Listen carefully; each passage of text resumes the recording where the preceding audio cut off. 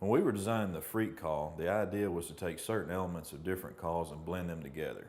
We wanted to take that raspy, scratchy sound of a cut-down style call and blend it with a more traditional timber style call that had a lot of what we call hold. Hold in a call gives it that natural, squeaky, nasally sound of a mallard hen. We gave it a progressive bore to create back pressure and make it easier to blow. What came together was even better than we had imagined. The Freak has great volume on the top end and can also get very soft to finish the ducks into the decoys.